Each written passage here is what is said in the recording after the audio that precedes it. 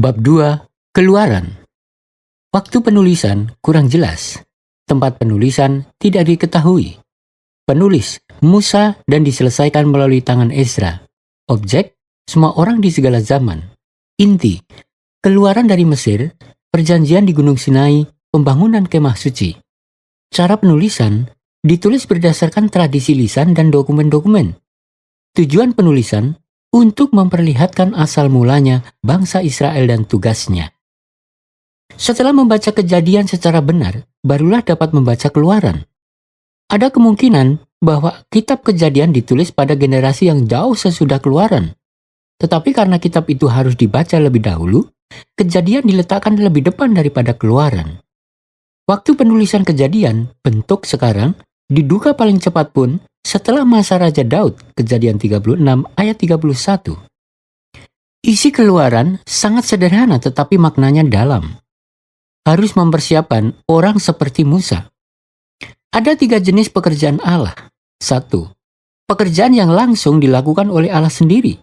Yang kedua, pekerjaan yang dilakukan melalui malaikat. Yang ketiga, pekerjaan yang dilakukan melalui manusia. Apabila sumber daya manusia belum dipersiapkan, Allah tidak dapat bekerja. Ada wahyu Allah sendiri.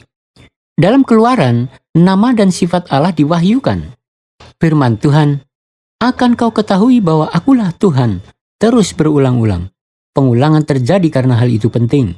Ini adalah wahyu Allah terhadap Firaun di Mesir dan bangsa Israel yang terpilih, maupun kepada semua orang yang membaca Keluaran pada masa yang akan datang.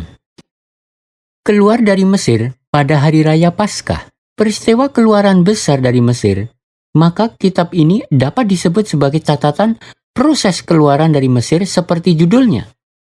Tetapi bukan keluaran biasa, melainkan keluaran oleh rencana penyelamatan Allah. Keluaran besar bangsa Israel melahirkan kata ganti untuk keluaran, yaitu Exodus. Mengikat perjanjian di Gunung Sinai.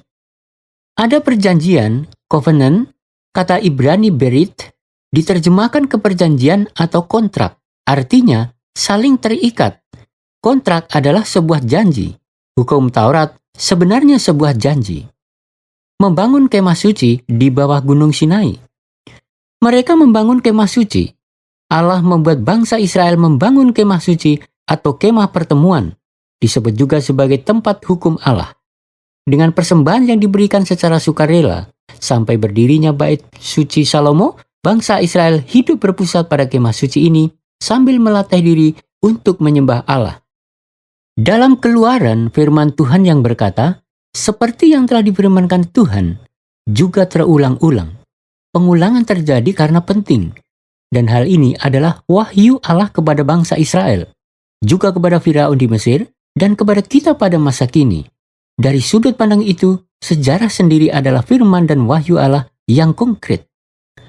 Dalam Keluaran, sifat Allah seperti di bawah ini diwahyukan. A. Kesetiaan Allah. B. Rahmat Allah. C. Kesucian Allah. D. Murka Allah. E. Kecemburuan Allah. F. Kasih Allah. G. Keadilan Allah. Melalui hukum Taurat yang diterima dari Allah di Gunung Sinai, terikat perjanjian antara Allah dan bangsa Israel. Perjanjian lama juga janji, perjanjian baru juga janji. Tidak ada kitab dari sebuah agama yang terjadi oleh janji antara Allah dan manusia selain Alkitab. Perjanjian bisa terjadi ketika saling menghargai kepribadian masing-masing. Tali yang mengikat kedua kepribadian ada 2 macam. Satu adalah perjanjian, yaitu tali janji.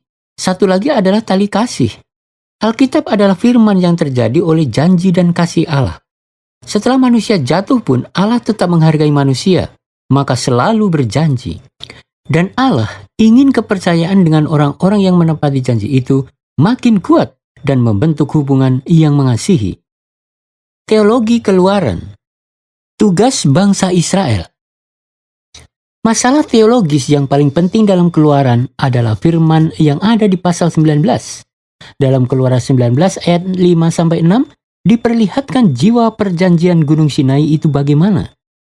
Firman itu adalah keinginan Allah dan tugas bagi bangsa Israel. firman yang menjadi poros perjanjian yang lama. Keluaran 19 ayat 5-6. Jadi sekarang, jika kamu sungguh-sungguh mendengarkan firman-Ku dan berpegang pada perjanjian-Ku, maka kamu akan menjadi harta kesayangan-Ku sendiri dari antara segala bangsa, sebab Akulah yang empunya seluruh bumi. Kamu akan menjadi bagiku kerajaan imam dan bangsa yang kudus. Inilah semuanya firman yang harus kau katakan kepada orang Israel. Tujuan dan jiwa perjanjian yang lama, Keluaran 19 ayat 5-6. Jika kamu sungguh-sungguh mendengarkan firman-Ku atau mendengar baik-baik dan saksama, berpegang pada perjanjian-Ku, setia dan bertanggung jawab, kamu akan menjadi harta kesayangan-Ku sendiri dari antara segala bangsa atau dipilih oleh Allah. Akulah yang empunya seluruh bumi atau kedaulatan terhadap dunia. Kamu akan menjadi bagiku kerajaan imam, tugas bangsa, bangsa yang kudus atau bangsa yang kudus dan orang yang kudus. Inilah semuanya firman yang harus kau katakan kepada orang Israel. Sampai sekarang bangsa Israel tidak mengetahui bahwa firman ini adalah tugas bagi bangsanya sendiri. Allah membuat rencana di mana Allah mengeluarkan bangsa yang tidak punya harapan di Mesir, mengikat perjanjian di Gunung Sinai, dijadikannya umatnya sendiri, dan ingin seluruh bangsa di dunia kembali kepadanya melalui bangsa Israel. Dengan kata lain, Allah memimpin dan mengeluarkan bangsa Israel dari Mesir untuk menjadikannya sebagai bangsa yang bermisi dan negara imamat. Namun sampai sekarang, bangsa Israel tidak menyadari hal yang penting ini. Mereka membatasi Allah Yahweh sebagai Allah sebangsa. Mereka menganggap bahwa Allah mengasihi hanya keturunan Yakub saja sebagai Allah bagi orang-orang Ibrani, Allah Abraham, Ishak dan Yakub. Mereka salah sangka bahwa lebih khusus Allah mengasihi suku Yehuda di antara keturunan Yakub.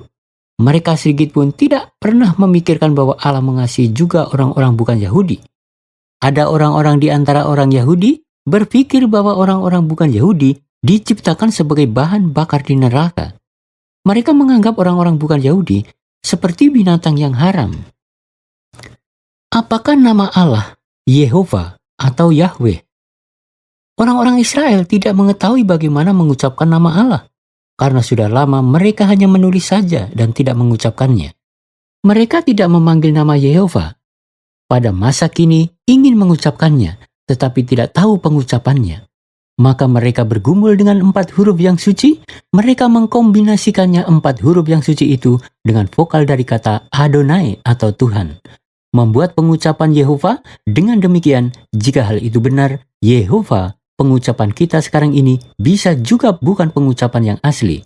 Akibatnya para ilmuwan bergumul, sebenarnya 4 huruf suci itu bagaimana diucapkannya.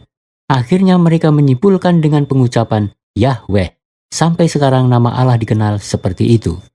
Tetapi jika kita meneliti teks Alkitab secara lebih luas, teori dan doktrin seperti ini ada masalah yang sulit diyakini.